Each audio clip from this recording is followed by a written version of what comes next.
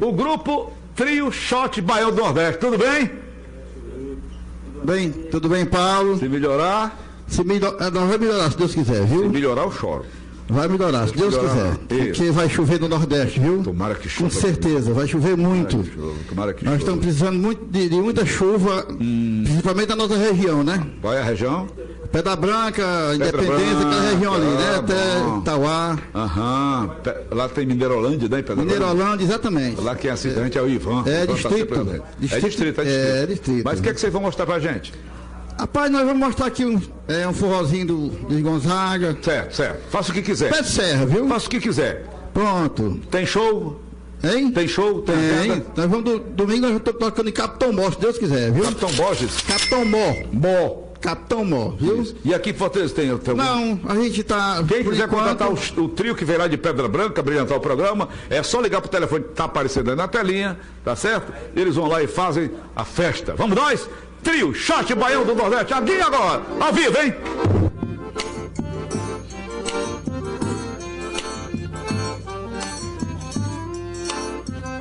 Quando eu voltei pro meu sertão, quis zombar de Januário com meu fole prateado.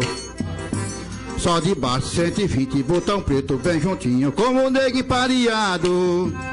Mas antes de fazer bonito, de passagem por granito, foram logo me dizendo: de Taboca, Rancharia, de Sagueira, Bodocó, Januário é o maior. E foi aí que me falou meio zangado, velho Jacó: Luiz, respeita Januário. Luiz, respeita Januário. Luiz, você pode ser famoso, mas seu pai é mais tinhoso e com ele ninguém faz. Luiz, respeita os outros baixos de teu pai. Respeita os outros baixos de teu pai.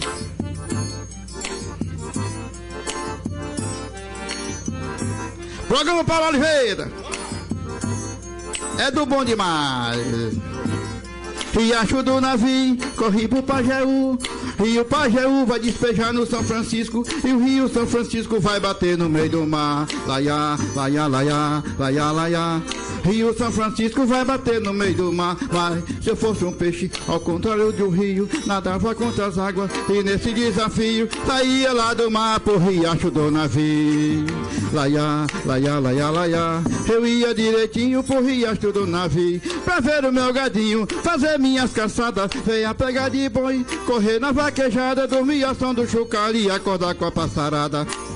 Laiá, laiá, laiá, laiá. Sem rádio, sem notícia da terra civilizada. Sem rádio, sem notícia da terra civilizada. Ai, meu amor, não vai-se embora, fique mais um bocadinho. Se você for seu nego chora, vamos dançar mais um tiquinho. Mas quando eu entro numa farra, eu não quero sair mais não. Eu vou até quebrar a barra e pegar o só com a mão, que o dinheiro se apagou. Sanfoneiro